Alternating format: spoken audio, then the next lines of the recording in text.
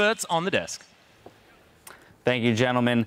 And we've talked about it throughout the day, but AHQ, no shortage of aggression here in this game. Yeah, and you saw it from the outset. They blew 5 summoner spells to go for the first blood. And this isn't the first time they've done this. Against Yowie Flashwolves, game 1 in their finals, they did the exact same thing and came up with absolutely nothing. Destroyed their early game, but this time they threw all of it into the bottom lane. They came up huge. They got the first blood. They completely destroyed the Urgot. Like, he was a non-factor for the next 35 minutes of the game until the Nexus exploded, and you really have to hand it for AHQ. They continue to fight. They continue to eke out small advantages, and this team, if they get rolling, is so fun to watch. Yeah.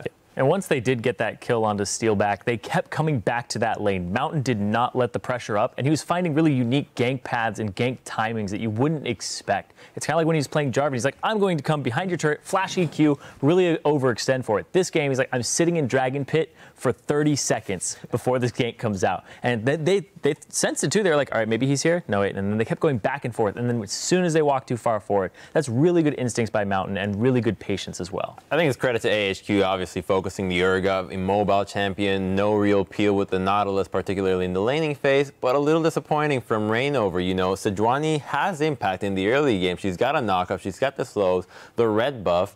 She could have been down there bottom lane. They dove so many times and were multiple times. Just somebody needed to be there. I don't think you knock Reignover that hard. He was 2-1-1 at 4 minutes 50 seconds. He was cleaning up the kills when Westor went down there. He was doing a really good job on set. Could have been there earlier, though. I mean, those early tower dives, I mean, like, they took forever to set those up, and they didn't even use the teleport to actually get them going. Yeah, so I think that's the part that I think is bad. When you have 5 summoners blown, you can, you know, be there. Like, just start on that side of the map, stay on that side of the map. Something's bound to happen. Well, I would say what was questionable for me was Reignover visiting the top lane so often with Huni and not finding successful tower dives there. Now, before we continue our discussion about this matchup, we are going to send it over to Shox for a first-hand account of AHQ's victory.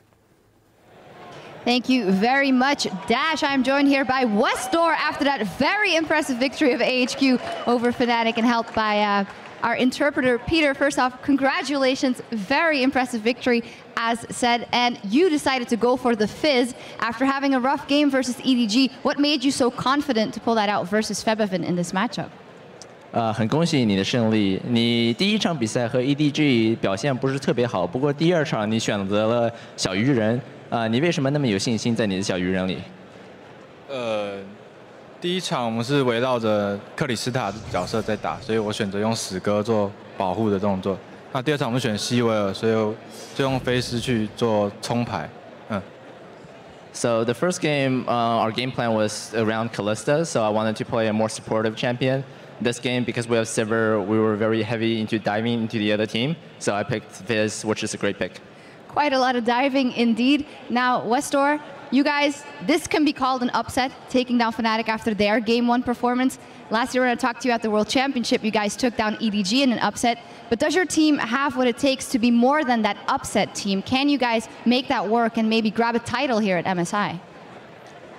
每一次你们比赛，这一次的赢和去年你们和 EDG 在世界上比赛，都是算你们是一个弱的队，然后呢，很容易打败一个很强的队。你现在你们需要做的什么才能证明给世界你们是一个很强的队？说不定能拿到一个 MSI 的冠军。就是打败每一个对手。对对对，你需要做什么就证明你是一个强队？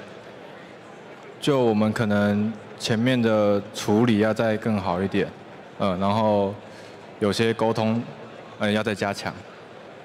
We need to work on our communication, and we also need to make sure that our early game is flawless. This way we can come out on victory and be considered a strong team in the region. All right, we'll be looking out for that. Finally, I heard that it's your first time over here in America, and you have a lot of fans here as well. How has the experience been just coming over here and getting to play here with a lot of these great players from all over the world? 听说你是第一次来美国，你来这儿了 MSI 和其他的世界选手比赛，在美国玩，你有什么感受？I love America.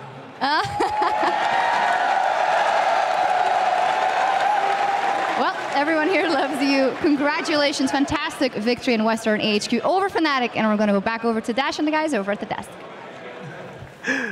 Thank you, Shocks. A lot of applause there for Westor. Quite a performance he put up. But I want to return to our point about the aggression between these two teams and throw to you, Crumbs, the replay that we have 19 minutes into the game, because we saw all 10 players in this game meet up in the mid lane for an all-out brawl. Now, Westor obviously loves America because this fight was so chaotic. He was the only one that had enough freedom to do anything. Let's be honest, nobody has a clue what's going on here. This fight starts at the most random things. Hecarim TPs, it's a 2v2 and Cassiopeia can't follow up. And you see all members are coming from all corners of the map for this. You know, they get all called down. They disengage now. Hecarim Rek'Sai re-engages. Sivir is staying outside, so now, okay. Cassiopeia ulti comes back in, they're thinking, let's engage. Oh, we didn't realize Fizz was here. Fizz now switches targets away from the Urgot, goes on the Cassiopeia, goes and hides.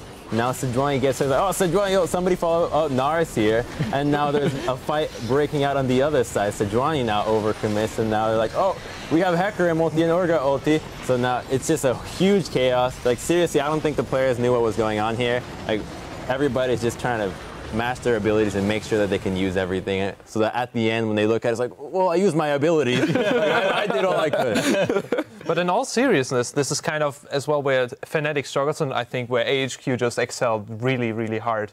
Fnatic, usually when they start to float and they're like, can we go for this and can we go for that, and do I have to follow up? You see the Sejuani ultimate and they have Urgot ultimate, nobody really follows up, and it gets in those stutter steps where Fnatic is like, oh, we want to go for this, and instead Nautilus hitting, you know, the ADC, he's going for, instead of hitting the support, he goes for the further away ADC, and they just want to eat too much of the cake, and, you know, in the end, they don't get anything. Yeah, and the other thing is, like, they touched on it, the Westor build, coupled with the fact that that was a chaotic fight, he got 4 rotations out as Fizz. That is so much damage, not to mention all the auto attacks. Like, there was always 2 or 3 people clumped together, so Am was getting a lot of damage as well. That was the best way that fight could have turned out for AHQ, and it's because of all that chaos going on. Yeah, I have to say, it's really nice to watch Westor change up the playstyle here. As he mentioned in the interview, first game plan was Kalista, let's make it a Kalista-centric comp, put you on Karthus, really support him. Here, they throw him into the spotlight, and he does perform, which was a big question for us coming up against some of these top mid laners. Yeah, I think that he definitely rose to the occasion here, playing the Fizz, playing the signature champion for him, and the fact that he's able to get the flanks like this, and he also pushed out the bottom wave to create turret pressure.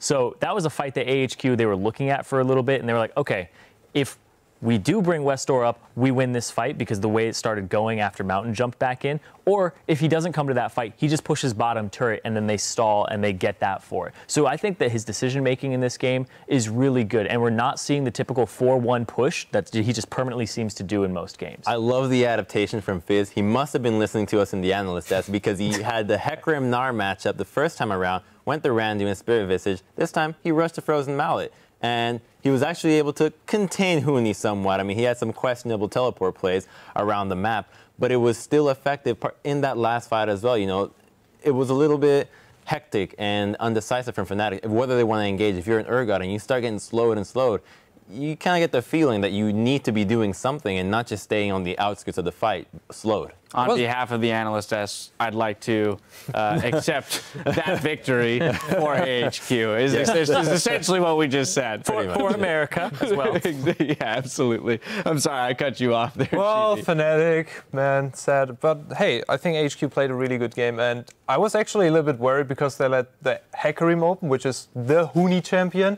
This is something you really don't want him to play because it's so scary. We banned it like 2, 3, 4 games against them, and when he plays this champion, he's so strong. And you saw him like stroll around the map, putting so much pressure on themselves. And Fnatic was like, well, we are not that strong. But Huni was like taking mid lane tower. His TPs. Yeah. His TPs were really good at the start. And we said it in the beginning, like Fnatic is a really flank-orientated team.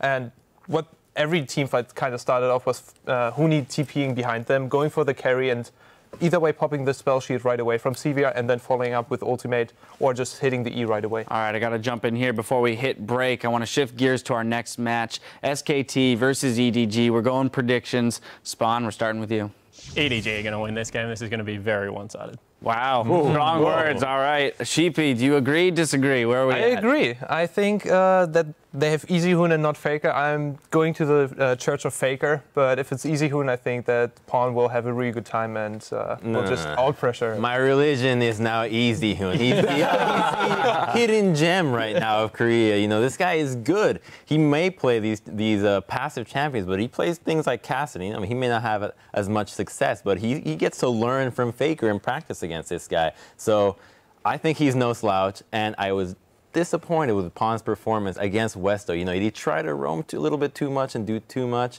So I think SKT's got it. All right. Yeah. Finally to you, Zyrene. I got to go with SKT as well. You can't, like, I don't even care about Church of Faker, Church of EasyHoon here. You have to believe in both to be part of the SKT religion. So I definitely think EasyHoon has this little bit of an edge with his control mages and the meta, and that Pawn plays some things that are a little bit shifted out of it at the moment. All right, well, split desk at the moment. Let's see who everyone at home is picking in this Clash of the Titans. According to LOLesports.com, 77% are voting in favor of SK Telecom. Rather one-sided there on the internets. Well, the action in Tallahassee continues. Up next on the Rift, it's heavyweights, SK Telecom T1 versus Edward Gaming. You're not going to want to miss it.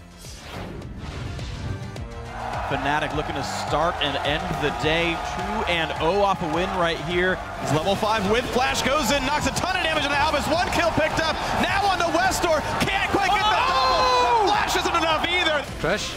Trash that. TP, Gnar. Mid is here. He has flash. He has flash. Mid is behind you. Rainover goes down as well. Steelback, the swap's gonna miss as well. 4 kills coming through, a double for Ann. 4 kills overall. Gnar the back on in. Here comes the knockups. Bounce House in the base right here on AHQ. Pick up 2 kills up that one. And AHQ, they win the aggression battle.